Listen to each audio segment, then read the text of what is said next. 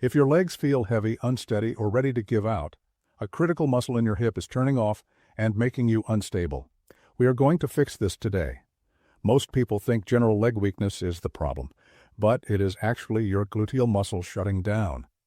When these muscles stop firing, your knees and lower back take all the force, making every step feel heavy. You do not need to do painful floor exercises to fix this. We can activate and strengthen these muscles safely while standing or sitting. Let us begin with our first movement to wake up the main power muscle in your hip. Stand up straight and find a sturdy chair or a kitchen counter for balance. Start by standing with an ankle weight attached to one ankle and take support. If you do not have ankle weights, you can do this with just your body weight. Keep your back tall and your chest open. Transfer your weight slightly forward and using your buttock muscles, lift your leg back. Return the leg to the starting position. It is crucial to move slowly and with control. Do not swing your leg or arch your lower back to get the leg higher. The movement should be small, only a few inches back. You should feel a deep squeeze right in the center of your buttock muscle. If you feel this in your lower back, you're leaning too far forward or squeezing the wrong area. Focus your mind entirely on the back of your hip as you press your heel away. Perform 10 slow repetitions on one side, then switch to the other leg. This standing hip extension with support activates the gluteus maximus, which is the exact muscle that stops you from sinking when you stand up or climb stairs. Now let us move to the second exercise, which targets the muscle on the side of your hip. This muscle prevents you from swaying side to side when you walk. Stand up straight on a polished floor. Place a paper towel or slider under one foot. Use shoes with a good grip if required on your supporting foot to stay safe. Keep your posture up straight and your feet pointing forward. Tighten your abdominal muscles and slide your foot on the paper along the floor out to the side. Ensure you keep weight on this leg by taking your body with the movement. Focus as you slide the foot along the floor back in towards your stationary leg. You should feel the muscles in your inner thigh tense as you do this. This sliding motion keeps your hip joints aligned and builds lateral stability. A common mistake is letting your torso tilt to the opposite side as your leg slides out. Keep your shoulders level like a table. If this feels too slippery, perform the motion on a carpeted floor with a plastic lid or reduce how far you slide your foot out. Complete 8 smooth slides on each leg. For our third movement, we will focus on pelvic control and weight transfer. This is the secret to stable walking. Stand up straight in front of something sturdy to hold onto, like a wall or a heavy table. Tilt your pelvis by tightening your stomach and buttock muscles, flattening your lower back, and tucking your tailbone under. Shift your weight onto one leg and then the other. It is important that you keep your pelvis in this position throughout. By keeping your pelvis tucked, you force your deep hip stabilizers to work. If you find this easy, don't hold on and slow your movements down. This exercise trains your body to support your weight on one leg without letting your hip drop. When you walk, there is a split second where only one foot is on the ground. This movement prepares your body for that exact moment. Complete 10 slow shifts on each side. Now that we have activated these muscles, we must look at 3 daily habits that secretly damage them and erase your progress. The first habit is looking down at your feet while you walk. When you stare at the ground, your head tilts forward, which shifts your entire center of gravity. This mechanical shift turns off your glute muscles and overloads your lower back and knees. To fix this, keep your chin level with the horizon and let your eyes look about 10 feet ahead. Your hips will instantly realign and fire properly. The second habit is holding onto furniture constantly when standing up. While safety is vital, relying on your hands to pull yourself out of a chair trains your hips to stay weak.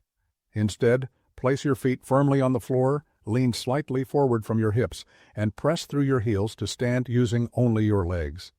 Keep a sturdy chair or counter nearby for safety, but do not use your arms unless you absolutely must.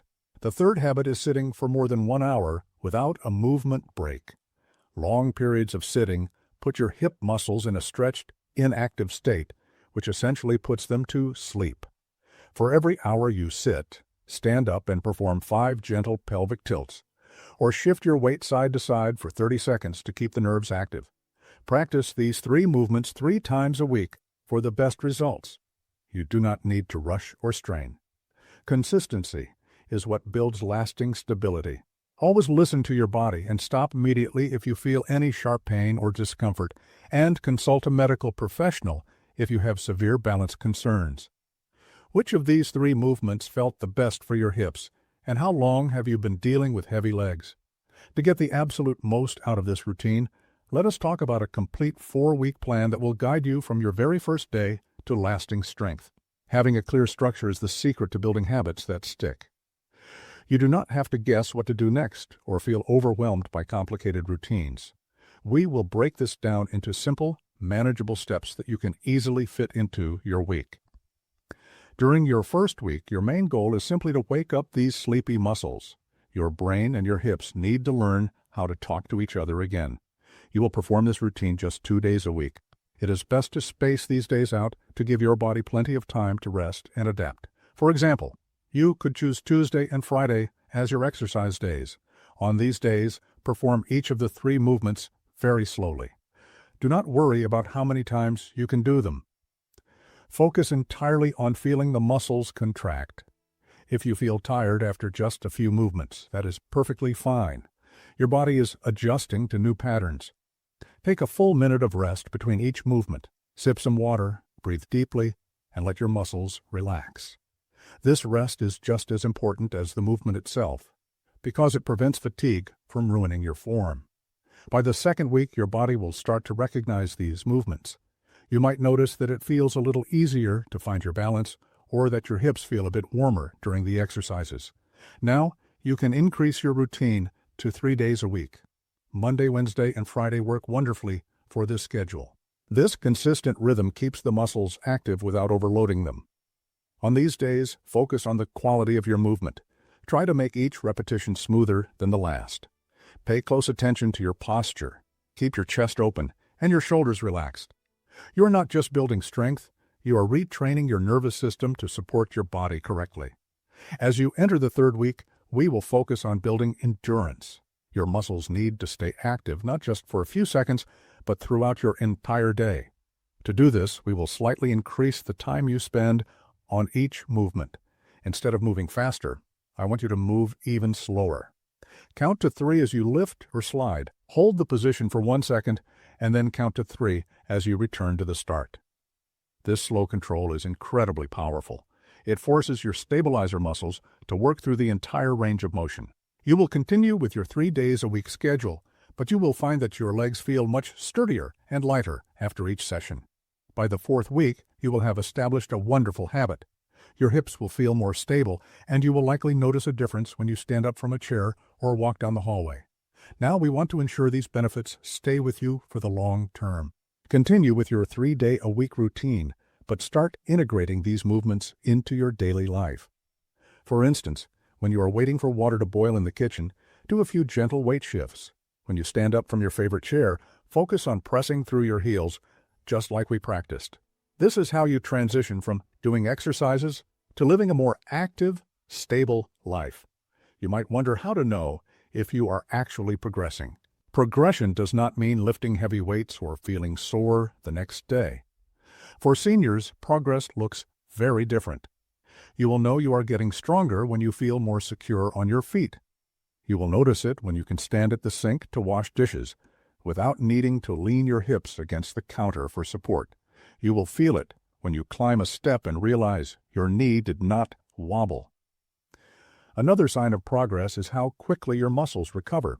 In the beginning, you might feel a gentle tiredness in your hips that lasts for a few hours.